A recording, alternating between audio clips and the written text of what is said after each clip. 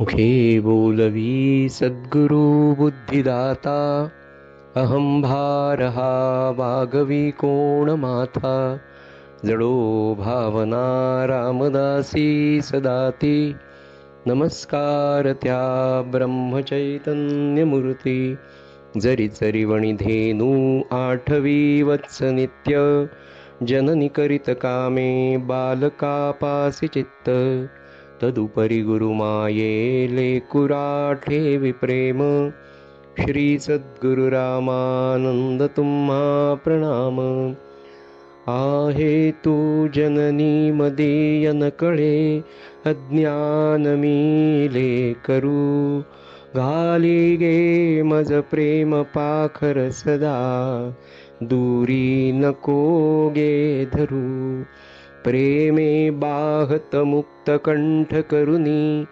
नाही दुजे बंधन प्रल्हादा गुरुराज यानित तुम्हा माझे असो वंदन अधिष्ठान जेते प्रतिष्ठान देखा तिथे जन्मला तो गुणातीत एका तयाचे निनामे चुके जन्म वेथा नमस्कार माझा गुरु एकनाथा श्रीराम समर्थ. त्यातल्या दुसऱ्या अध्यायामध्ये नारद महर्षी वसुदेवांकडे गेलेले आहेत. वसुदेवांच्या राजवाड्यामध्ये त्यांचं पाद्यपूजन झालं आणि वसुदेवांचा आणि नारद महर्षींचा जो संवाद चाललाय तो आपला सगळा विषय सुरू होता. कालचा असा विषय होता की भागवत धर्मामध्ये जे आत्मज्ञानी किंवा ब्रह्मज्ञानी सत्पुरुष असतात, संत असतात, आपले सद्गुरू असतात, या महापुरुषांना त्यांची जी अवस्था असते त्या ब्रह्मानंदामध्ये ते लीन असतात. तर त्या ब्रह्मानंदामध्ये स्वतः तो आनंद उपभोगत असताना सुद्धा त्या संत महात्म्याचं एक वैशिष्ट्य असं असतं की तो जो आनंद भक्तीचा ते उपभोगत असतात त्याच्याविषयी जर कोणी त्यांना विचारलं तर त्यांना मनापासून फार आनंद होतो की अरे, मी जो आनंद उपभोगतोय तो आनंद उपभोगण्यासाठी अजून कोणीतरी उत्सुक आहे. आणि मुळातच संतांचं जे वैशिष्ट्य आपण पाहिलं आहे की बुडत हे जन न देखवे डोळा म्हणून कळवळा येत असे. हा त्यांचा मुळात धर्म आहे, हा त्यांचा मुख्य गुणधर्म आहे की मला जो आनंद प्राप्त झाला तो तुम्हा आम्हा सगळ्यांना, सामान्य माणसाला, सामान्य प्रापंचिकाला, मध्यमवर्गीय माणसाला, की ज्याला मनुष्य जन्म प्राप्त झालाय, त्याला काय प्राप्त झालंय, केवढं मोठं गभाड त्याला मिळालंय, याचं ज्ञान या माणसाला नाही, हे ज्ञान सत्पुरुषांना असतं. आणि मग त्यांना असं वाटतं की अरे, तुला एवढा छान मनुष्य जन्म, इतके सुंदर डोळे, इतकं सुंदर हे शरीर मिळालंय, वाणी मिळाली, बुद्धी मिळाली, ती ज्याच्यासाठी मिळाली त्याच्यासाठी न वापरता तो इतरत्र वापरतो आणि दुःखाच्या सागरात कायम बुडतो. त्यातून तुला वर काढण्यासाठी हा ब्रह्मानंद तुला प्राप्त व्हावा म्हणून असा प्रश्न जेव्हा त्याला विचारला जातो संत महापुरुषांना किंवा सद्गुरूंना, तेव्हा त्यांना विशेष आनंद होतो. आणि वसुदेव नारद मुनींना नेमका हाच प्रश्न विचारतात की महर्षी, प्रत्यक्ष परमात्मा भगवान गोपाल कृष्ण माझा मुलगा म्हणून माझ्या नशिबाने मला मिळालाय, माझ्या पुण्याईने मला मिळालाय, तरी पण समाधान नाही. ही अत्यंत लक्षात ठेवण्यासारखी गोष्ट आहे. त्या मानाने आपल्याला प्राप्त झालेली प्रापंचिक सुख फारच थोडी आहे, तरीही आपल्याला त्यात सगळं काही मिळाल्यासारखं वाटतं. तेव्हा महाराज प्रवचनामध्ये म्हणतात की विषयातला आनंद आपण सारखा उपभोगतोय आणि तोच खरा आनंद असं समजून आपण वागतोय, पण तो खरा आनंद नाही गड्यांनो. त्याच्या पुढे शरीर पातळीच्या वर इंद्रियांच्या पुढे उपभोगण्यासारखा एक वेगळा आनंद आहे की जो तुम्ही कधी चाखला नाही, तो चाखायला माझ्या बरोबर या. आणि असा हा संवाद सुरू असताना वसुदेव म्हणतात की नारद महर्षी, मला तो भागवत धर्म, मला तो भक्तीचा धर्म, मला उद्धरून जाण्यासाठी ज्या आत्मानंदाच्या स्थितीमध्ये तुम्ही आहात तो मला मिळेल का, असा प्रश्न नारद मुनींना ते विचारतात. नारद मुनींना अतिशय आनंद होतो. इथपर्यंत आपला कालचा विषय झाला होता. आता नारद मुनी त्यांना नेमकं काय सांगतात नाथ भागवतामधल्या दुसऱ्या अध्यायामध्ये नाथ महाराज आपल्याला त्याच्या आधारे काय सांगतायत. तर आजचा विषय सज्जन हो असा आहे, आजचा विषय आहे की संत हे देवांपेक्षा श्रेष्ठ आहे असं नाथ महाराज सांगतात. संत म्हणजेच सद्गुरू, संत म्हणजेच सत्पुरुष अशा अर्थाने आपण ते घ्यायचंय. जिथे जिथे महाराज म्हणून उल्लेख येईल तेव्हा आपण आपल्या सद्गुरूंचं स्मरण करावं. जिथे संत महात्मा सत्पुरुष आपण म्हणतो तेव्हा आपल्या सद्गुरूंना आपण तिथे कन्सिडर करायला हरकत नाही. अशा दृष्टीने आपण पुढचा विषय पाहू. सज्जन हो, संतांच्या बाबतीमध्ये आणि देवांच्या बाबतीत आपण असं म्हणतो की ते परमात्मा स्वरूप झाले, देव स्वरूप झाले, ईश्वराचा अवतार वगैरे. हे जरी एकरूप आपण म्हटलं, देव आणि संत जरी एकरूप म्हटले तरीही ते भिन्न आहेत. आता ते भिन्न कसे आहे, तर देव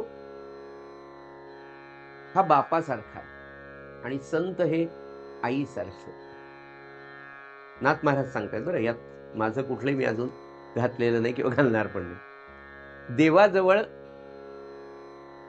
दयाळूपणापेक्षा न्यायीपणा जास्त. याचं कारण असे सज्जन हो, की त्या भगवंताला, त्या ईश्वराला हे सगळी सृष्टी निर्माण केल्यानंतर या सृष्टीचं चक्र चालवायचं पण आहे. मग या सृष्टी क्रमाला चालवत असताना कर्माचा सिद्धांत वापरून त्या भगवंताला राहावं लागतं, म्हणून तो न्यायी आहे.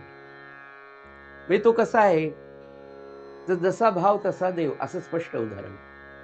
किंवा करावं तसं भरावं, हा कर्माचा सिद्धांत जो भगवद्गीतेमध्ये सुद्धा जो सांगितला की ज्याप्रमाणे तुम्ही कर्म कराल त्याप्रमाणे तुम्हाला फलनिष्पत्ती होईल, त्याप्रमाणे संचितातून तुमचं प्रारब्ध तयार होईल, कर्माचं गाठोडं तयार होतं वगैरे वगैरे. कर्मसिद्धांत, वेदांत सिद्धांत वेगळे, फार सुंदर पुस्तकं खरंच आपल्या भारतीय तत्वज्ञानामध्ये आहेत.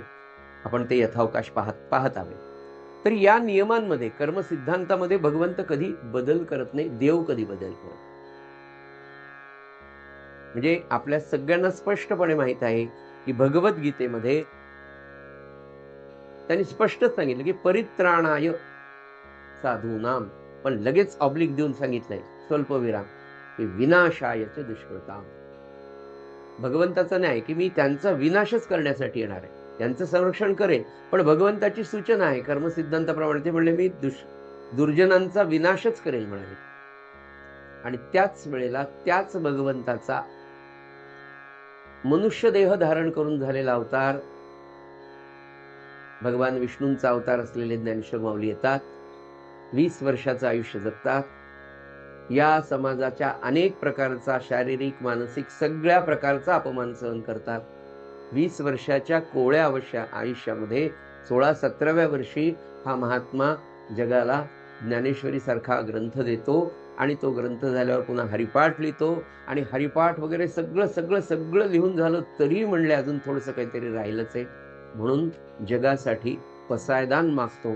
आणि त्या पसायदानामध्ये म्हणतो, इकडे भगवान विष्णू म्हणतात की परित्राणाय साधूनाम विनाशायच दुष्कृताम, मी रट्टेच देईल, म्हणजे मी संपूर्णच टाकेल, मी त्याला ठेवणारच नाही. ही भगवंताची, ही देवाची भाषा आहे. त्या ठिकाणी माऊली म्हणते की जे खळांची व्यंकटी सांडव, तया सत्कर्मी रती वाढो, आणि भूता परस्परे जडो मैत्र जीवन. माणूस वाईट नाही हो म्हणाले.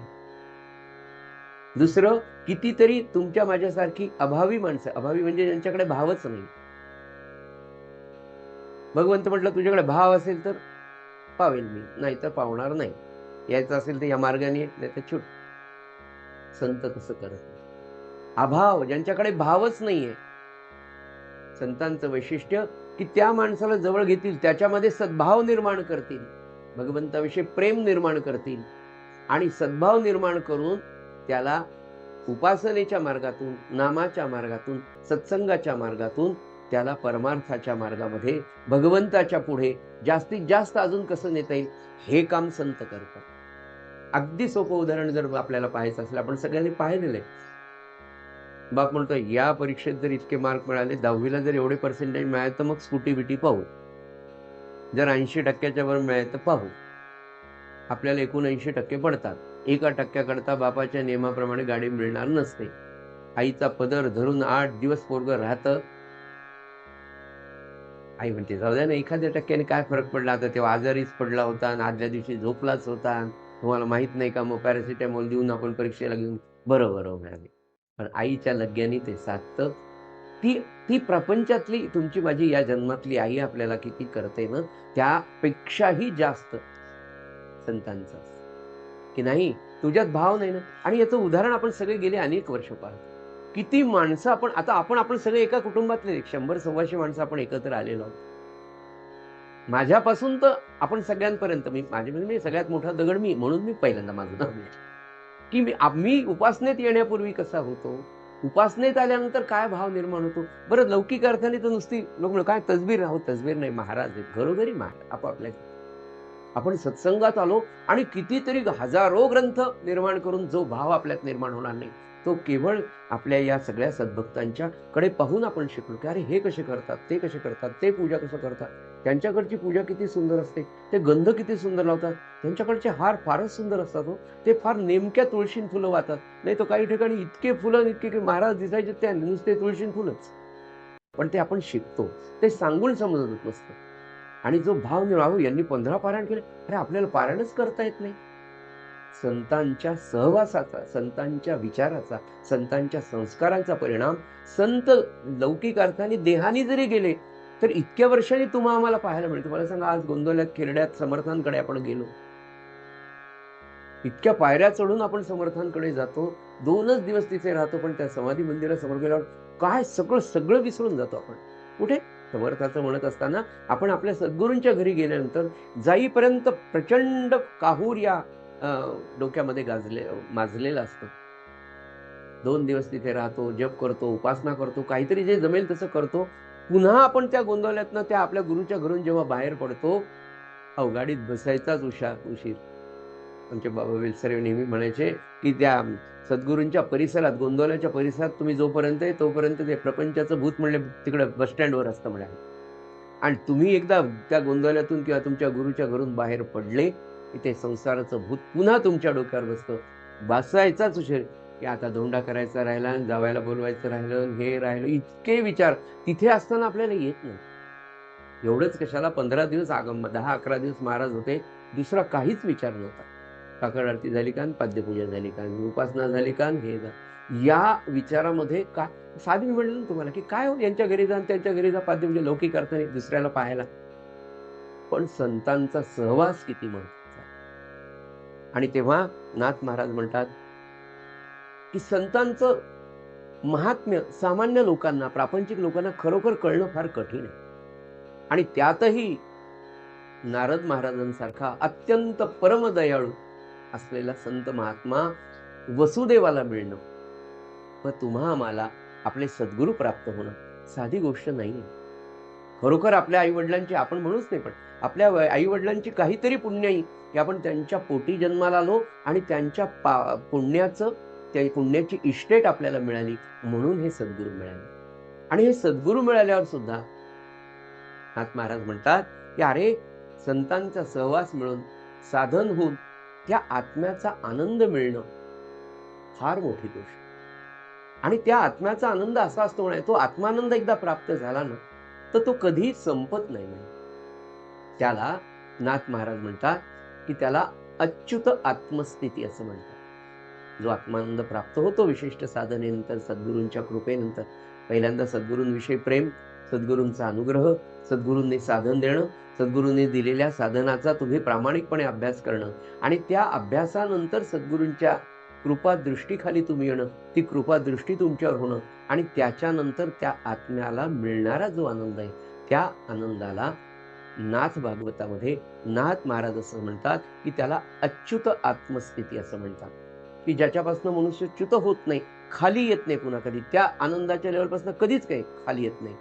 म्हणजे मानवी जीवनात त्या सत्पुरुषाच्या जीवनात केवढाही मोठा भयंकर प्रसंग घडू द्या, त्याची स्थिती हलत नाही. तो कॉन्स्टंट आहे. त्या आनंदाच्या लेव्हलला तो अतिशय स्थिर झालेला आहे. तो कधीच त्याच्यापासून च्युत होत नाही.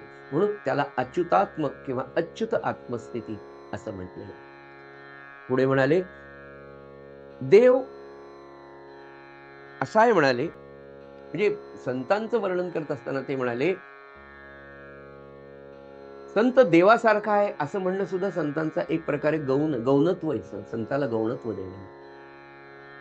संत एवढे श्रेष्ठ आहेत की त्यांना देवाची उपमा देणं हा संतांचा थोडासा अपमान झाल्यासारखा आहे किंवा त्यांना कमी डिमोशन केल्यासारखं आहे म्हणाले. असं का म्हणाले ते? तर ते म्हणाले, देव जो आहे हा देव तुम्हाला दुःख मिश्रित आनंद देतो म्हणाले, पूर्ण सुखाचा आनंद देतो.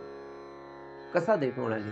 अनावृष्टी झाली, अतिवृष्टी झाली तर या सृष्टीमधल्या सकलांना त्रास होतो. जो धो धो धो धो पाऊस सगळे तुटून गेलं, हे गेलं. परवा आपण पाहिलं त्या ईर्ष्याळवाडीला काय झालं. ही देवाची करणी म्हणाली. म्हणून त्याचा जो आनंद आहे तो दुःख मिश्रित आहे, पण संत जो आनंद देतात तो निर्भेळ आहे, तो निर्दोष आनंद आहे, तो कधीही न संपणारा आनंद आहे. म्हणून संतांना देवाच्या बरोबर मापणं किंवा देवासारखं म्हणणं हे गौणत्व आहे.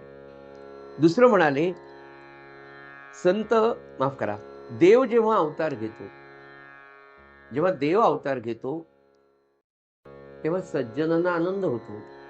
पण सज्जनांना ज्या वेळेला आनंद होतो त्याच वेळेला दुर्जन लोकांना मात्र भगवंताच्या अवताराने त्रास होतो, त्यांना दुःख होतं. कारण आपले सगळे आता व्यवसाय बंद पडणार म्हणून आपल्याला ते नकोच म्हणाले. सगळे लोक त्यावेळेला एकत्र येतात, कारण तो एकटा असा आहे म्हणाले की तो आपल्या सगळ्यांचे धंदे बंद करायला लागला, मग तो नकोच आपल्याला. ही परिस्थिती आपण सगळीकडेच पाहतो. म्हणजे देवाचा जन्म खऱ्या अर्थाने फक्त सज्जनांना आनंद देणार आहे, तो दैत्यांना, तो राक्षसांना, तो दुर्जनांना आनंद देणारा नाही. त्याच वेळेला मात्र संतांच्या बाबतीत जेव्हा आपण विचार करतो, संत हे जितके देवांना प्रिय असतात तितकेच दैत्यांनाही प्रिय असतात. दुसरं म्हणाले, देव हा लालची आहे. संत तसे लालची तर काय, त्यांना कशाचीच अपेक्षा नाही. कसा लालची म्हणाले, यज्ञ याग करा, त्याला प्रसन्न, तो जर त्या यज्ञयागाने जर प्रसन्न झाला तर झाला, नाही तर काही सांगता येत नाही म्हणाले. त्याला प्रसन्न होण्यासाठी त्याच्या मनाप्रमाणे वागणं गरजेचं आहे. आणि त्याही पुढे जाऊन नाथ महाराज इतकं स्पष्ट म्हणाले की तुम्ही मेल्याशिवाय तो तुम्हाला दर्शन देत नाही म्हणाले. एवढी साधना तुम्हाला करावी लागते. म्हणजे जीवपणाने तुम्ही मेल्याशिवाय तो प्रगट होईल की नाही शक्यता नाही. त्याची पूर्ण अपेक्षा तुमच्याकडनं जी आहे ती पूर्ण झाल्याशिवाय तो तुम्हाला दर्शनही देत नाही आणि त्याचं निजांगही देत नाही. संतांच्या बाबतीत मात्र आपल्याला, मी परवा आपण बोलताना विषय पाहिला की महाराज म्हणाले, अरे तुकामाईंकडे जा, तुमच्याकडे ज्ञान नको, तुमच्याकडून त्यांना उद्बत्ती नको, तुमच्याकडून पेढा नको, तुमच्या घरचे लाडू नको, नैवेद्य नको, वस्त्र नको, काहीच नको. की नाही बाबा तुम्ही खूप साधन केलेलं आहे तेही तुकामाईंना अपेक्षित नाही म्हणाले. फक्त शरणागत भाव, अनन्य भावाने तुम्ही तुकामाईंना शरण जा, ते सगळं तुम्हाला सगळं देतात म्हणाले. सगळं शरणागतीचा भाव, एवढा एकच भाव त्या संतांना अपेक्षित आहे, बाकी काहीही अपेक्षित नाही. पुढे नाथ महाराज म्हणाले की संतांच्या बाबतीत उदाहरण देताना संत किती भेददृष्टी नसलेले असतात असं सांगायचं नाथ महाराजांना, की संतांकडे भेददृष्टी नाही. कशी नाही म्हणाले, उदाहरण देताना ते सांगितलं की नारद महर्षी जितके रामाला प्रिय होते, रामराय त्यांना वंदन करत असत, तितकेच ते प्रिय रावणाला होते. म्हणजे सगळ्या देवांना, सगळ्या नवग्रहांना रावणाने आपल्या बंदिवासात टाकलं होतं. नवग्रहांना तर त्याच्या सिंहासनाच्या ज्या 9 पायऱ्या होतात त्या प्रत्येक पायरीवर एका एका ग्रहाला ठेवलं होतं. त्याच्यामध्ये शनी महाराजांना तर त्यांनी वरच्या पायरीवर ठेवून, त्याच्या पायाशी ठेवून पालथं करून ठेवलेलं होतं. आणि शनी महात्म्यामध्ये ती कथा आलेली आहे. नारद महाराज एकदा रावणाकडे जातात. रावण इतक्या सगळ्या देवतांना आपल्या बंदिवासात टाकणारा, पण नारद महाराज जेव्हा त्यांच्याकडे, महर्षी नारद गेले, तेव्हा एकांतवासामध्ये, एकांतामध्ये स्वतःच्या महालात नारदांना रावण घेऊन जातात, त्यांचं पाद्यपूजन करतात, त्यांच्या पायाजवळ बसून त्यांच्याकडनं ज्ञान मागतात. त्याच वेळेला नारद हे सगळं झाल्यानंतर त्याच्या आधी नारदाची आणि शनी महाराजांची भेट होते. नारद महाराज शनीला म्हणतात, "अरे तू सगळ्यांवर मोठं जावतो म्हणे, गरीब लोकांना म्हणे तू असं पछाडतो म्हणे. आता रावणाने तुला पालथं केलं तर तिथं काही बोलत नाही म्हणे, तुम्ही सुद्धा झाले चॅप्टर आहे म्हणले." शनी महाराज म्हणले. शनी महाराज म्हणाले, "नारद महाराज तुम्ही आले, तुम्ही एक काम करा म्हणाले, माझी सगळी शक्ती माझ्या दृष्टीमध्ये याने मला पालथं टाकलं म्हणून माझी याच्याकडे नजर जात नाही म्हणाले. तुम्ही काही करा आणि रावणाला असं काहीतरी करा म्हणे की त्यांनी मला फक्त सरळ करायला लावा म्हणे." ही विनंती शनी महाराजांना सुद्धा नारदांना करावी. त्या नारदांकडनं मार्गदर्शन घ्यायला, त्यांचं कीर्तन ऐकणारा, इवन हिरण्यकश्यपू जो भगवंताचं नाम घेऊ देत नव्हता, तो हिरण्यकश्यपू दैत्य सुद्धा नारदाचं कीर्तन एकांतात ऐकत असतो. हे संतांचं महात्म्य. ज्या वेळेला नारद मुनी पुनश्च रावणाकडे जातात तेव्हा त्या रावणाला म्हणतात, "अरे काय ते शनीला पालथं काय टाकलं म्हणजे त्याच्या छाताडावर पाय दिला पाहिजे म्हणे, त्याला सरळ कर म्हणे." "अरे हो का?" म्हणले. "तसं करतो." रावणाने त्याला सरळ केलं, त्याची छाती की याची दृष्टीच पडली. दृष्टी पडली की रामरायाची एंट्री झाली श्रीलंकेत. या सृष्टीचा सगळा कारभार संत महात्मा किती सज्जन त्यांनी करतात.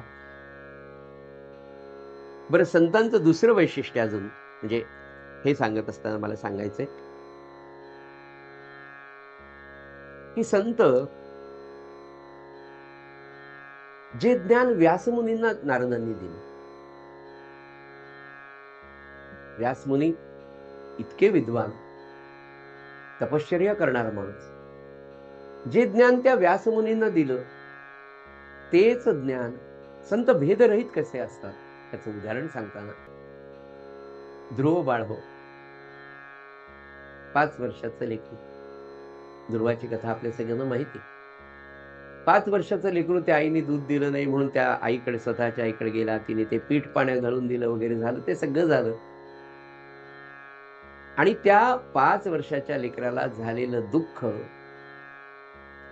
जेव्हा नारद मुनी त्याला प्राप्त होतात, सद्गुरू म्हणून प्राप्त होतात, नारद मुनी त्याला ओम नमो भगवते वासुदेवाय हा मंत्र देतात आणि ते 5 वर्षाचं लेकरू एका पायावर उभं राहून ओम नमो भगवते वासुदेवायचा जप करायला सुरुवात करतो. आणि अखंड जप झाल्यानंतर त्याची ती अवस्था पाहिल्यानंतर नारद मुनी भगवान विष्णू सांगतात की ते लेकरू फार लहान आहे, फार उशीर लावू नका, ते त्याच्याकडे पहा म्हणाले. तर भगवंताला प्रगट व्हावं लागलं आणि प्रगट झाल्यावर सुद्धा ते 5 वर्षाचं लेकरू भगवान समोर आले तरी त्याला काहीच नाही, तो नामच घेत राहील. त्याला भगवंताची स्तुती करावी किंवा याचा पाया पडावं, याला काही बोलावं, 5 वर्षाचं अज्ञानू लेकरू आहे. पुन्हा संतांचं कार्य इथे आहे, सद्गुरूंचं कार्य इथे आहे. काय संतांचं महात्म्य याच्यामध्ये नाथ महाराजांनी सांगितलंय सज्जन हो, मी तुम्हाला काय सांगू. पुन्हा नारद महाराज तिथे बरोबरच असतात त्याच्या आणि ते भगवान विष्णूला म्हणतात, लेकरू लहान आहे, त्याला कळत नाही, ते अज्ञानी आहे.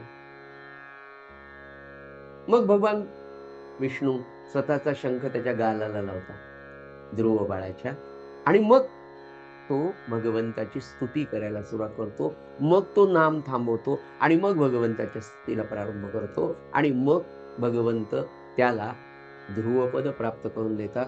ती ध्रुवपदाची टर्मिनॉलॉजी सुद्धा, संज्ञा सुद्धा आज तागायत कायम आहे.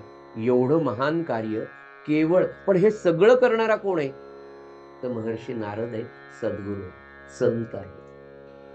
म्हणजे भगवंताला तुमच्याकडे आणणं आणि त्याला पाहिजे तसं काम आपल्या उद्धारासाठी भगवंताकडून पाहिजे ते काम करून घेण्याची पात्रता, नवे नवे अधिकार हा संतांचा असतो. एवढंच कशाला सज्जन हो, म्हणजे अज्ञानाला तर केलंच, व्यासमुनींसारख्या ज्ञानी महापुरुषाला ते ज्ञान देतात, ध्रुव बाळासारख्या छोट्या बाळाला ज्ञान देतात. हिरण्यकश्यपू, त्याची पत्नी कयाधू, कयाधूच्या पोटामध्ये प्रल्हाद बाळ वाढू लागलं आणि इंद्राला टेन्शन आलं की आता हा हिरण्यकश्यपूच एवढा दैत्य आपल्याला त्रास देतो, आता याच्या पोटी पुन्हा संतती निर्माण होणार आहे आणि ती जर याच्यापेक्षा सुपिरियर दैत्य निघाली तर आपल्या पदाला पुन्हा धोका आहेच, अनस्टॅबिलिटी आहेच म्हणाले. म्हणून कयाधूनी काय केलं की माफ करा, इंद्रानी कयाधूलाच पळून दिलं की हिच्या पोटातला गर्भच आपण संपवून टाकू. म्हणून इंद्रानी कयाधूला पळून न्यायला घेऊन गेला. मध्ये नारद मुनी भेटले आणि ते म्हणाले काय करायला, संतांचं कार्य बघा, संतांचं दयालुत्व पहा, संतांचा या सृष्टीच्या नवे नवे तुमच्या माझ्यासाठीचा प्रयत्न बघा. ह्या सगळ्या कथा खऱ्या आहेत, 100% खऱ्या आहेत. का? अहो आज काय त्याला लाईफ मिळालं, आजपर्यंत त्या जिवंत आहे, काहीतरी सुपेरियर तत्व त्याच्यात असल्याशिवाय त्या राहतील का? आणि म्हणाले इंद्राला अरे काय करायला लागला, नाही म्हणाले हा दैत्य हिरण्यकश्यपूचा पोरगा आहे, म्हणाले याला संपवलंच पाहिजे, करू नको म्हणाले. कयाधूला थांबून घेतलं. इंद्राला म्हणले तू काळजी करू नको, हा दैत्याचा आहे ना, अजून पोटात आहे ना म्हणाले. इथे गर्भसंस्काराचं महात्म्य आहे, इथे भारतीय तत्वज्ञान. थांबून घेतलं, आपल्या आश्रमात कयाधूला ठेवलं आणि बाळ पोटात असतानाच नारद मुनींनी कयाधूला अनुग्रह दिला, नाम दिलं.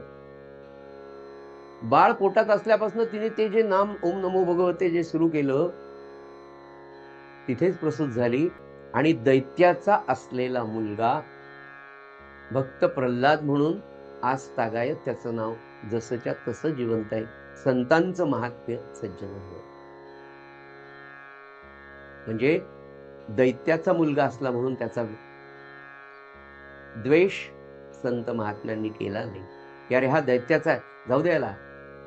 हा विचार संतांकडे नसतो, सद्गुरूंकडे नसतो. पुढे उदाहरण ते देतात, रत्नाकर दस्यू नावाचा, ज्याचं नाव आपण वाल्या कोळी असं म्हणतो, त्याचं मूळ नाव रत्नाकर, दस्यू म्हणजे डाकू. हा रत्नाकर दस्यू वाटमाऱ्या करायचा. सज्जनोस, नाथ महाराजांना तुम्हा आम्हाला हे महात्म्य सांगायचंय की संतांच्या दर्शनाने, संतांच्या सहवासाने, संतांच्या कृपादृष्टीने, त्यांनी केलेल्या उपदेशाच्या श्रवणाने मानवी जीवन किती आनंददायी होऊ शकतं. नारद मुनी चाललेले जंगलातून, रत्नाकर दस्यूने पाहिलं आज नवीन शिकार आलेली आहे, धरलं, पकडलं, म्हणाले काढा पैसे. ते म्हणाले तुळशीची माळ घ्या. ते म्हणजे तुळशीची माळ घेऊन काय करायचं, मग ते म्हणले इकडे तिकडे काहीच नव्हतं. पहिल्यांदा दर्शन झालं संतांचं, दुसऱ्यांदा झाला संवाद. तो संवाद सुरुवातीला जो झाला तो व्यावहारिकच झाला, माझ्याकडे पैसे नाही, तुझ्याकडे पैसे आहेत, मला दे वगैरे वगैरे. एवढे सगळे प्रश्न विचारल्यानंतर एकच दोनच वाक्य नारद मुनी त्याला म्हणतात, हा सद्गुरूंचा, संतांच्या सहवासाचा, आज्ञाधारकपणाचा एक उत्तम उदाहरण. ते म्हणाले फक्त घरी जाऊन विचारून ये की तू एवढी पाप करतोय, त्याच्यात ते भागीदार आहेत. त्याच्यातही इतके वर्ष ज्या पद्धतीने रत्नाकरांनी जी कामं केली होती तोच विचार डोक्यात होता की हा आपल्याला घरी बायकोला विचारायला पाठवून हा पळून जाईल. म्हणून रत्नाकरांनी लक्षात आलं, म्हणले तुम्ही मला बायकोकडे पाठवून ते प्रश्न विचारायला पाठवून तुम्ही पळून जाणार. अरे मी पळून नाही जात म्हणाले, मी इथेच थांबतो, माझा विश्वास नाही म्हणाले. बरं म्हणाले, मग काय करतो, तुम्हाला बांधतो म्हणाले झाडाला. सज्जन होत, नारद मुनींना झाडाला रत्नाकर दस्यूंनी बांधून ठेवणं, तो झाला स्पर्श. संतांचा स्पर्श कोणत्याही भावनेने होऊ द्या. म्हणजे आपण लहान होतो तेव्हा आपल्याला कळत नव्हतं हे महाराज आहेत, पण महाराजांना तर कळत होतं हा जीव आहे. त्यांनी तर आपल्यावर कृपादृष्टी टाकली ना, त्याचं उत्तम उदाहरण आपण आपल्या जीवनामध्ये पाहतो. म्हणून आपल्या लेकराबाळांना जो कोणी संत येईल, लेकराला नका कळू द्या. बायकोला कळतं ना, ती सांगते नवऱ्याला चाल बाबा दर्शनाला, ते यायला तयार नाहीये, पण बायको घेऊन जाते. म्हणजे हे इथलं सांगत नाही मी, मला आमच्या रजूताईने सांगितलं. आमचे हे यायचेच नाही म्हणे दर्शनाला. मी कोणताही संत आले की दर्शनाला घेऊन जायचे आणि पडा पाय मारायचे आणि हे दुरून असा नमस्कार करायचे. मी म्हणायचे डोकं ठेवा, तर ते ठेवायचे नाही. मग मी डोकं त्यांच्यावर ठेवायचे. आपल्या कुटुंबाचे लोक आहे, पण नाही मला सांगायचं काय. त्या म्हणाल्या अशा अनेक सत्पुरुषाच्या दर्शनाने हे इतके बदलले, नामाला लागले. हो, नामाला लागले आणि अंतकाळ नामामध्ये झाला त्यांचा. मनुष्य जाणार आहे, पण तो ज्या पद्धतीने गेला, म्हणून म्हटलं ना की स्पर्श होणं किती गरजेचं आहे. त्यांनी त्या नारदांना त्या झाडाला बांधताना जो काही स्पर्श नारदांच्या शरीराला रत्नाकर दस्तीचा झाला, ते म्हणले बांध. त्यांचं सुरू आपलं श्रीकृष्ण गोविंद हरे मुरारे हे नाथ नारायण, ते बांधायला लागलं. त्यांनी बांधून ठेवलं. घरी गेलं, विचारून आलं. बाकीची कथा तुम्हाला सगळ्याला माहिती, ती सांगण्यात मला जास्त इंटरेस्ट नाही. पुन्हा रत्नाकर दस्ती येतो, पुन्हा ते सोडतो, तेव्हा तो पश्चातापग्रस्त झाला. संतांचा सहवास, संतांचं दर्शन, संतांची वाणी कानावर येणं, त्याप्रमाणे कसं का होईना आचरण घडणं. हे तुम्हाला म्हटलं ना की महाराज फार गोड सांगायचे. खूपदा माझ्या सांगण्यामध्ये खूपदा रिपिटेशन होतील मला माहिती आहे, पण त्या कथाच इतक्या गोड आहे की महाराजाला ते भाऊसाहेब म्हणले महाराज तुम्ही इतक्या या लोकांना सांगायला, कोणी झोपायला लागलं, कोणी काही ऐकायला तयार नाही, म्हणाले काही करायला, तर मी यांचा उद्धार कसा होईल म्हणाले, तुम्ही कशाला सांगता कुंदोलीकर महाराज म्हणाले, अरे मी सांगतो त्याला नाही कळत, पण त्याच्या आत्म्याला कळत आहे.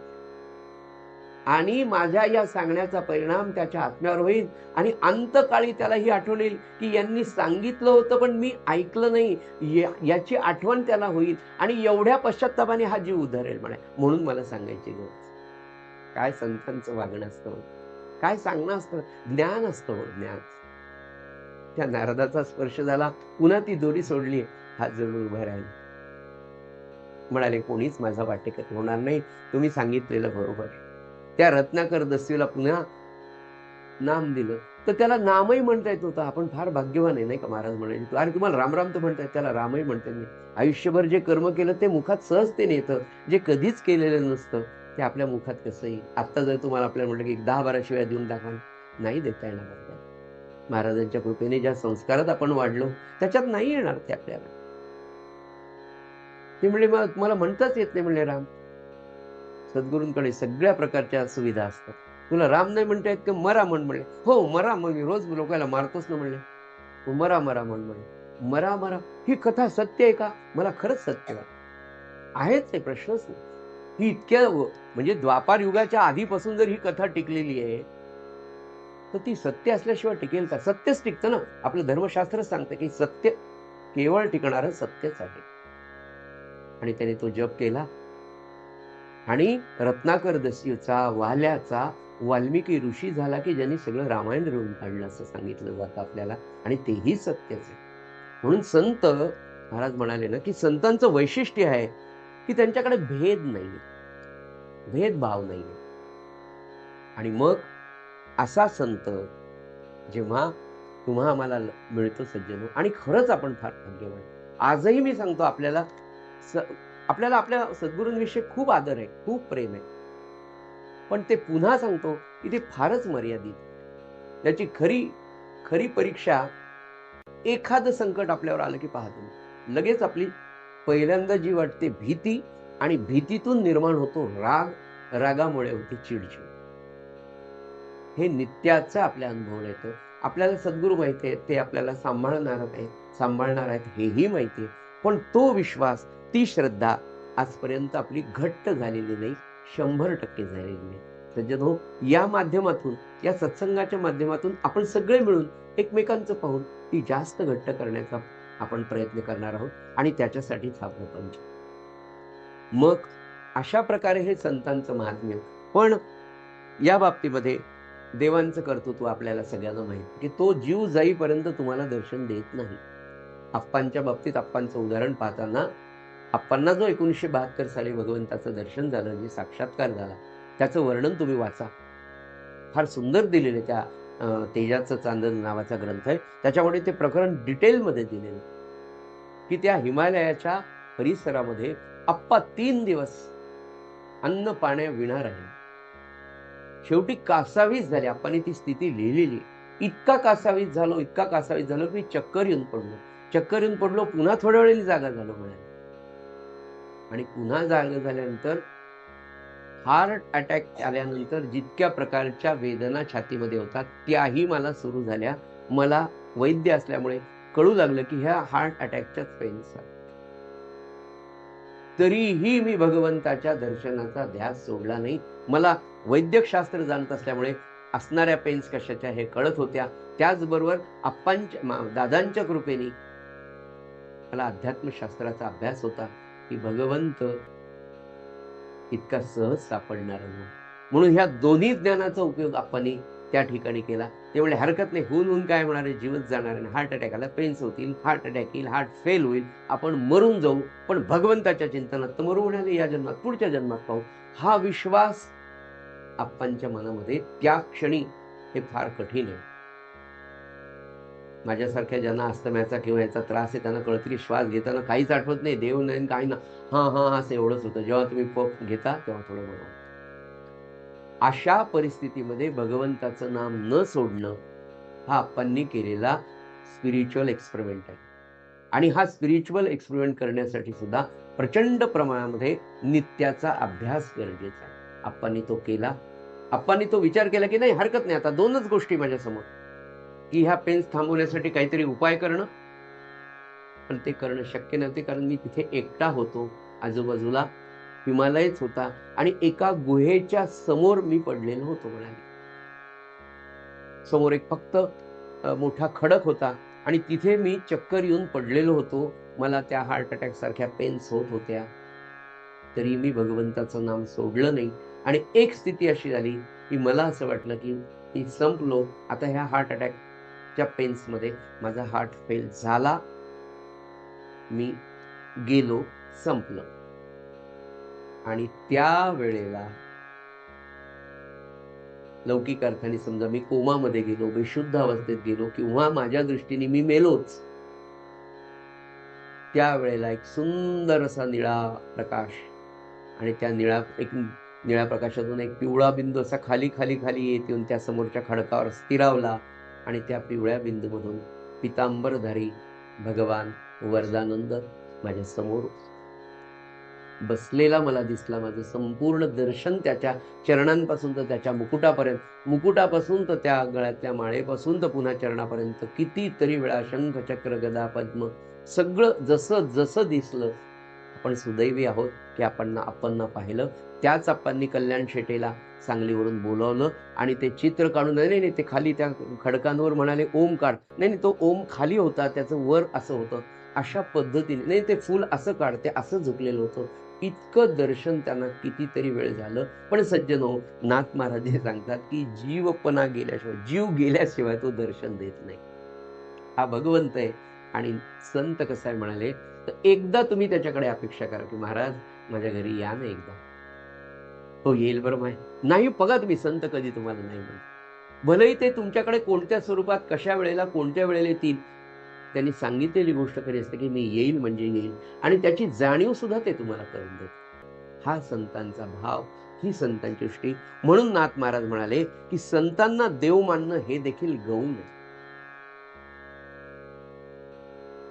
संतांची बरोबरी देव करूच शकत नाही.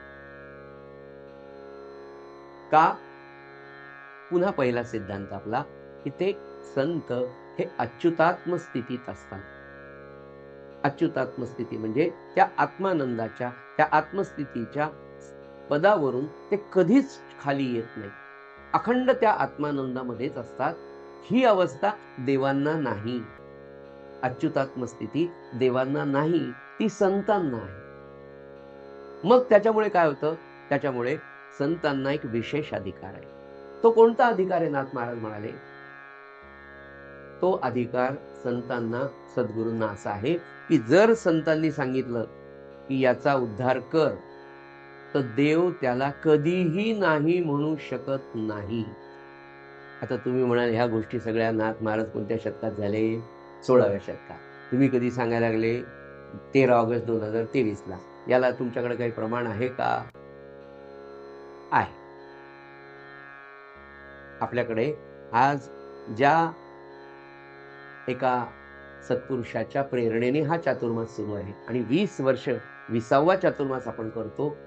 तो चातुर्मास कैलासवासी सद्गुरू भक्त प्रभाकरराव शेंडे नावाचे एक सद्गुरूस्थ आपल्याकडे आले. आपल्यापैकी अनेकांनी त्यांना पाहिले. वय वर्ष त्यावेळेला त्यांचं 82 वर्षांचं होतं. आपल्या घरी इथे नांदेडला ते आले होते 2003 साली. आणि मग त्यांच्या मार्गदर्शनाने, त्यांच्या प्रेरणेने आपल्याकडे 2003ला पहिला चातुर्मास आला. ते शेंडे काका, प्रभाकरराव शेंडे, हे साऊथ सेंट्रल रेल्वेमध्ये मुंबईला कल्याणच्या ऑफिसमध्ये होते.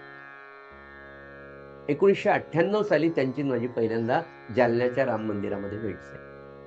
मला तुम्हाला काय सांगायचंय, नाथ महाराज जे सांगतात की संत हे, सद्गुरू हे अच्युतात्म स्थितीमध्ये असतात आणि त्यांनी जर एखाद्या देवाला सांगितलं की तू या माणसाचा उद्धार कर, तर ते त्या देवाला करावंच लागतं. वरच्या फाईली किती बदलून टाका, पण ते भगवंताला, त्या देवाला ते करावं लागतं.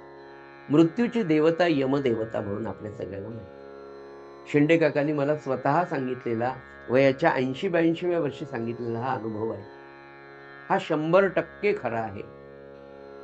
ते म्हणाले, 1997 साली मी डोंबिवलीच्या साठे हॉस्पिटलमध्ये माझ्या मुलाकडे मी राहत होतो. डोंबिवली पूर्वला ते राहतात. आजही त्यांचे चिरंजीव तिथे राहतात. वयोमानाप्रमाणे एकदा छातीत दुखायला लागलं म्हणून त्यांना ऍडमिट केलं. हार्ट अटॅक आला. त्यांना ऍडमिट केलं. 2 दिवसांनी बरे झाले. त्यांचा मुलगा म्हणाला, मी आता तो मला डोंबिवलीहून CSTला जाणं येणं करत होता. डॉक्टरांना म्हणाला, डॉक्टर आता बाबा बरे आहेत. हो म्हणाले, उद्या आपण त्यांना डिस्चार्ज देऊ. मग ते म्हणाले, मी उद्या ऑफिसला जाऊ का? मुलगा म्हणाला. ते म्हणाले, जा, सुनबाई आहे, मी डिस्चार्ज कार्ड करून देतो वगैरे. झालं. हे ऑफिसला पोहोचले. यांना सिव्हिअर हार्ट अटॅक आला आणि हे गेले. प्रभाकरराव शेंडे गेले.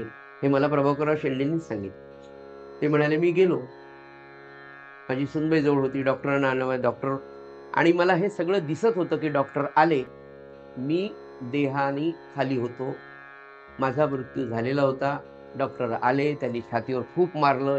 त्या बाईला, आमच्या सुनबाईला म्हणले, बाहेर जा. दारं लावून घेतले. खूप छाती बदलली. आर्टिफिशियल रेस्पिरेशन देण्याचा प्रयत्न केला. मी काही जागा झालो नाही. आणि मी असा वर गेलेलो आणि वरून हे सगळं पाहतोय. आमची सुनबाई आली, रडायला लागली. 2 मिनिटं रडली, पुढे थांबली. मग नवऱ्याला फोन केला, अहो तुम्ही या. ते म्हणाले, डॉक्टरांना फोन सांगितला. डॉक्टर म्हणाले, हो तुम्ही या, तोपर्यंत मी डेथ सर्टिफिकेट करून ठेवतो. CST वरून यथावकाश 2 तासांनी आमचा मुलगा आला म्हणाले. म्हणजे यायसाठी परत निघाला. आणि या 2 तासाच्या दरम्यान झालेली घटना शेंडे काकांनी मला जी सांगितली, जशीच्या तशी मी तुम्हाला सांगतो. शेंडे काका म्हणाले की मला असं दिसत होतं की मी असा वरवर चाललो. म्हणजे या हॉस्पिटलमधून, या स्लॅबमधून वर गेलो, पण मी खाली पाहत होतो. तर हे सगळे माझ्या भोवती रडत होते. म्हणाले, माझा देह त्या पलंगावर पडलेला होता. पुढच्या तयारीला सगळे लागले होते की बा आता इथून घरी घेऊन जायचं का काय, अशी चर्चा होती. असं करत करत करत माझा सूक्ष्म देह, मला जे दिसत होतं, पण पण तरीही मी वर चाललो होतो. म्हणजे कोण चाललो होतं म्हणे, माझा सूक्ष्म देह असेल. पण मला वरचंही दिसत होतं. वर गेलो कितीतरी वेळ मी असा वर गेलो म्हणाले. आणि खूप वर गेल्यानंतर असं दूरवरून आकाशातून एका बाजूनी, एका मोठ्या रेड्यावर असा गदाधारी एक काळा माणूस असा येत होता. म्हणे तो रेडाच इकडे माझ्याकडे येत होता आणि मी असा वरवर चाललो होतो. मी त्याला पाहत होतो. आणि माणसाला जन्मभरातलं ज्ञान तिथे असतं. म्हणजे त्या सूक्ष्म देहावर, म्हणजे त्या सिम कार्डवर सगळंच आहे. किती कॉल आले, किती गेले, व्हॉट्सअप कोणाला केले, कसे केले, जसं त्या सिम कार्डवर असतं की नाही, जाय मी येतच नाही वगैरे वगैरे, असे ते सगळे आपल्या सूक्ष्म देहावर रेकॉर्डेड असतात. आणि ते ज्ञान त्याला असल्यामुळे त्याला कळालं की ही यमदेवता आहे. ते म्हणाले की मला कळालं की हे आता आपल्याला घेऊन जायलाच आलेले. तेवढ्यामध्ये सद्गुरू प्रल्हाद महाराज, माझे सद्गुरू, म्हणाले, तो काय रेड्यावरचा माणूस, काळा पुरुष, यमदेवता माझ्याकडे यायच्या आधी सद्गुरू प्रल्हाद महाराज आले आणि त्यांनी त्याला सांगितलं की तू जा, तुझं काम नाही. हातानेच सांगितलं, म्हणे, बोलले नाही, तू जा, काम नाही तुझं. आणि सद्गुरू प्रल्हाद महाराजांनी माझ्या डोक्यावर हात ठेवला. जोरात मला असं दाबलं. दाबल्याबरोबर तो जो काही माझा सूक्ष्म देह काय होतं मला माहित नाही. म्हणे पटकन मी खाली आलो आणि मी हात हलवून एकदम डोळे उघडले आणि म्हटलं, सुनबाई काय झालं? सुनबाई आश्चर्यचकित झाली. ती पटकन पहिल्यांदा माझ्याकडे न पाहता डॉक्टरकडे गेली. तिला भीतीच वाटली की आत्ता डॉक्टर सांगितलं हे गेले, मग आता हे काकाच आहेत का अजून कोणी आहेत? डॉक्टर धावत आले. आल्यावर पहिल्यांदा त्यांनी डेथ सर्टिफिकेट फाडून टाकलं, स्टेथो लावला, मला पाहिलं, माझ्याशी बोलले, बरं वाटतं का? हो म्हणाले. तोपर्यंत माझा मुलगा परत आला. पुन्हा 2 दिवस मला ऍडमिटच ठेवलं म्हणाले.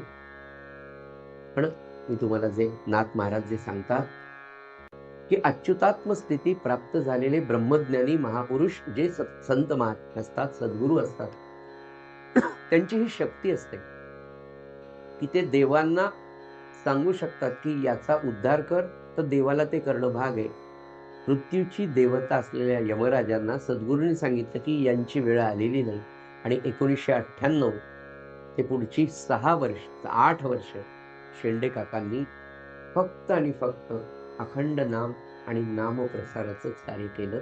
त्या शेंडे काकांचं स्मरण आज या रूपाने व्हावं, म्हणजे ते देहात होते तेव्हाही होते, आज देहात नाहीत, तरी या नामाच्या आणि या नामस्मरणाच्या चातुर्मासाच्या निमित्ताने तुमच्या माझ्या रूपाने इथे नामाच्या रूपाने उपलब्ध आहेत.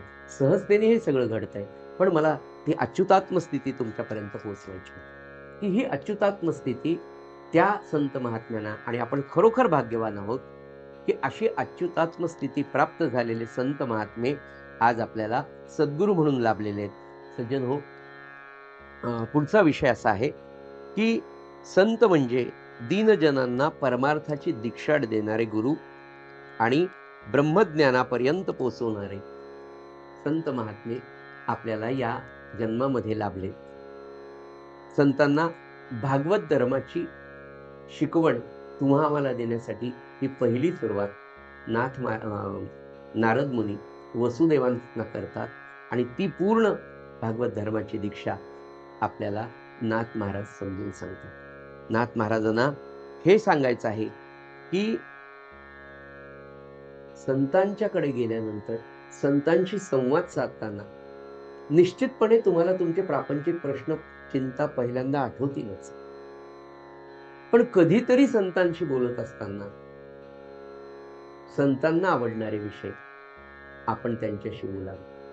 महाराजांचं सोपं वाक्य तुम्हाला सगळ्यांना पाठ आहे की हिंग जिरे नका मागू, मला केशर कस्तुरी मागा. सद्गुरू प्रल्हाद महाराजांना ज्या ज्या वेळेला हा प्रश्न विचारला जायचा नामाच्या बाबतीत, एका सेवेकऱ्यांनी प्रश्न विचारला की महाराज, आपण असं म्हणता की रामदर्शन, अनुग्रह दिल्यावर रामदर्शन होईल का? 13 कोटी जप झाल्यावर राम दर्शन होईल का? तेव्हा क्षणाचाही विलंब न करता सद्गुरू प्रल्हाद महाराज म्हणाले होते, अरे रामदर्शनाचं काय घेऊन बसला? मी दिलेल्या नामाने, मी हा तिथे व्याकरणातला मी होता. अहमपणाचा भाव सद्गुरू त्या ठिकाणी कधीच नसतो, तो श्री महाराजांच्या ठिकाणी नव्हता. पण म्हणाले, अरे हे जे नाम आहे हे परंपरेने माझ्यापर्यंत आलं, मी तुम्हाला नाम देत नाही, सद्गुरू रामानंद महाराज तुम्हाला नाम देत आहेत, त्या भावनेने तुम्ही घ्या. आणि नामाने रामाचं दर्शन होणं फार सोपी गोष्ट आहे. पण म्हणाले, तुम्ही राम व्हाल. आपल्या या परंपरेमध्ये असा सांगणारा महात्मा म्हणून म्हणलं ना की ब्रह्मचैतन्य रचिला पाया, असं म्हणतात ना, ज्ञानदेवे रचिला पाया तुका झालासे कळस. तसं ब्रह्मचैतन्यानी या नामाचा पाया रचला, पाया, आणि श्री प्रल्हाद झालासे कळस. दाखवून दिलं त्यांनी की अरे तू राम राम राम होण, राम दर्शनाची तर काळजीच करू नकोस. म्हणजे किती अलीकडे आणून ठेवलंय त्यांनी रामाला तुमच्या माझ्यासाठी. मी तुम्हाला काल म्हणालो की साध्या नामाचा जर माणूस एवढा चिटकून राहतो की आज आपलं नाव घेतलं की आपण पटकन मागे 4 लोकांमध्ये आपलं नाव असलेली 4 माणसं जरी असले, पण आपल्या नावाने कोणी हाक मारलं, दुसऱ्याला जरी मारत असेल तर आपण मागे वळून पाहतो. महाराज म्हणाले, अरे तो अनंत कोटी ब्रह्मांड नायक, ज्याला तुझ्याकडनं तेवढीच अपेक्षा आहे की तू त्याला प्रेमाने हाक मारावी, आणि ती हाक अशा अंतःकरणातल्या प्रेमाने मार की त्यांनी तुझ्याकडे वळून पाहिलं पाहिजे. नवे नवे महाराज म्हणायचे, नाम घेतलेलं कधी वायाच जात. महाराज म्हणाले, अरे खसखस किती छोटी असते म्हणाले, ती खसखस तुमच्याकडून सहज जरी पडली खडकावर तर त्याच्यावर कधीतरी थोडीशी माती बसते आणि कधीतरी पाऊस येतो, आणि त्या खसखशीच्या दाण्याला सुद्धा जर अंकुर फुटू शकतो, तर एवढा 5.5-6 फुटाचा देह त्या अनंत कोटी भगवंताचं नाव जर घेत असेल तर ते वाया कसं जाईल? म्हणून नारद महर्षींना आपल्याला हेच सांगायचंय की अच्युतात्म स्थिती प्राप्त जरी झाली तरी संतांचं आपल्याविषयीचं प्रेम हे कधीच कमी होत नाही. नाथ महाराज वारंवार एकच गोष्ट आपल्याला अधोरेखित करतायत. नाथ महाराजच नव्हे तर सुरुवातीच्या काळामध्ये समर्थांच्या जीवनचरित्रात आपल्याला असं दिसेल, समर्थांच्या जीवनचरित्रामध्ये 2 भाग येतात. एक, समर्थ 12 वर्षापर्यंत आईबाबांजवळ आहेत, जांबेस आहेत. 12व्या वर्षी घर सोडून पुढली 12 वर्ष टाकळीला राहिले, 24 वर्षांचं वय झालं. त्याच्यानंतरची 12 वर्ष नाथ समर्थ भारत भ्रमणासाठी गेले, 36 वर्षांचं वय झालं.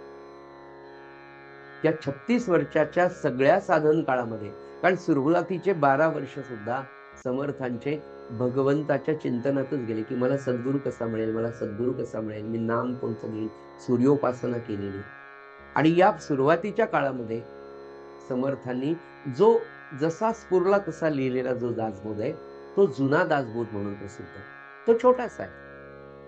तर त्या जुन्या दासबोधामध्ये समर्थांचं वय, समर्थांचा अनुभव, समर्थांचं ज्ञान, समर्थांची परमार्थाकडची असलेली तीव्र इच्छाशक्ती, त्याच्यामध्ये जुन्या दासबोधमध्ये जर आपण वाचलं सज्जन हो, तर समर्थ स्पष्टपणे सांगतात की प्रपंच सोडल्याशिवाय परमार्थ मिळूच शकत. सुरुवातीच्या 12 वर्षात जेव्हा त्यांचा साधन काळ होता तेव्हा ते पाहत होते. पण जेव्हा अनुग्रह झाला, रामरायांनी दर्शन दिलं आणि दर्शन झाल्यानंतर 13 कोटी जप झाला, दर्शन दिलं, तेव्हा समर्थांना असं वाटलं झालं आपलं जीवित कार्य. म्हणून स्वतः समर्थ स्वतः प्राणोत्क्रमण करायला तयार झाले. तेव्हा रामराय म्हटलं तुझा उद्धार झाला म्हणजे झाला का, त्याच्यासाठी जन्माला घातलं का तुला? असं करून जमणार नाही म्हणाले, तुला या विश्वाचा गाडा चालवायचा, प्राणोत्क्रमण करून जमणार नाही. आता भारत भ्रमणाला निघ. आणि जेव्हा समर्थ भारत भ्रमणासाठी निघाले आणि जेव्हा त्यांनी तत्कालीन समाजाची स्थिती पाहिली, तेव्हा त्या समर्थांनी आपण जो दासबोध, सार्थ दासबोध आपण जो वाचतो, मोठा दासबोध मी तुम्हाला परवा दाखवला, त्याच्यामध्ये प्रपंच करावा नेमका असं म्हटलं. प्रपंच करावा नेटका, मग परमार्थ पहावा विवेका. परमार्थ आणि तोच संदर्भ त्याच्या आधी आपल्याला नाथ महाराज सांगतात, गृहस्थाश्रम न सांडिता, कर्मरेखा न ओलांडिता, निज व्यापारी वर्तता, आत्मबोधू सर्वथा न मैळे श्रीराम. की आपल्याला गृहस्थाश्रम सोडायची गरज नाही. महाराजांनी आपल्या सगळ्या परंपरेतल्या सत्पुरुषांनी, म्हणजे एकदा तर असं आहे की समर्थांनी लग्न करणं म्हणजे प्रपंच करणं नाही. ज्ञानदेवांना प्रपंच करावा लागला, समर्थांनाही प्रपंच करावा लागला. प्रपंच करणं म्हणजे गृहस्थाश्रम आचरण हा त्याचा अर्थ निश्चित नाहीये. आपण जन्माला आल्यापासून मरेपर्यंत या शरीराच्या, मनाच्या सगळ्या क्रिया तुम्हाला कराव्या लागतात. त्याच्यात तुम्हाला षड्विकार ग्रासतात, मग तो विवाहित असो का नसो. पण हा प्रपंच, म्हणून ते म्हणाले की गृहस्थाश्रम न सांडिता, आणि त्याच्याही पुढची दुसरी रेखा सगळ्यांसाठी, कर्म रेखा न ओलांडिता, पण निज व्यापारी, तुमच्या वाट्याला जे विहित कर्म आलं ते करत असताना आत्मबोधू न मैळे श्रीराम. आपल्याला आत्मज्ञानाचा मार्ग शोधायचा आहे. आत्मज्ञान म्हणत असताना सोप्या शब्दात महाराजांनी फार स्पष्ट सांगितलं की खरं खरं शाश्वत समाधान, की जे प्राप्त झाल्यावर पुन्हा वेगळं काही मिळवायचं राहतच नाही, अशी अवस्था समाधानाची जी आहे त्याला आत्मज्ञान असं म्हटलेलं आहे. आणि ते मिळवण्यासाठी नाथ महाराजांनी एक अप्रतिम अभंग आपल्या जीवनातल्या प्रत्येक समस्येवरचं उत्तर, किंवा आपण ज्या ज्या वेळेला कंटाळून जाऊ, ज्या ज्या वेळेला फ्रस्ट्रेट होऊ, ज्या ज्या वेळेला आपण निराश होऊ, त्यावेळेला त्या निराशेच्या गर्तेतून बाहेर काढण्यासाठी जो अभंग आपल्याला दिला तो आपण प्रार्थना स्वरूप घेतो. तो अभंग आपण घेऊया. श्रीराम. झालेली सेवा सद्गुरूंच्या चरणी अर्पण करूया आणि प्रार्थनेकडे वळूया. आवडीने भावे हरी नाम घेसी, आवडीने भावे हरी नाम घेसी, तुझी चिंता त्यासी सर्व आहे, सर्व आहे आवडीने भावे, नको खेद करू कोणत्या गोष्टींचा, नको खेद कोणत्या गोष्टींचा, पती लक्ष्मीचा जाणतसे, जाणतसे आवडीने भावे, सकल जीवांचा करीतो सांभाळ, सकल जीवांचा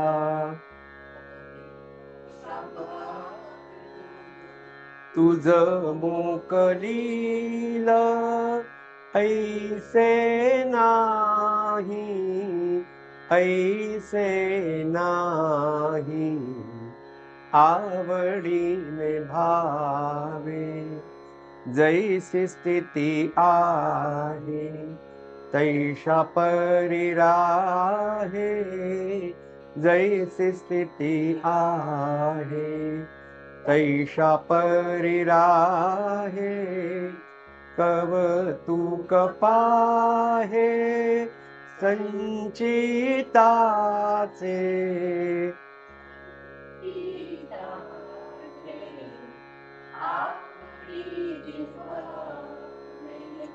एका जनार्दनी भोग प्रारब्धाचा, एका जनार्दनी भोग प्रारब्धाचा, हरी कृपे त्याचा नाश आहे, नाश आहे आवडीने भावे, हरी नाम घेसी तुझी चिंता त्यासी,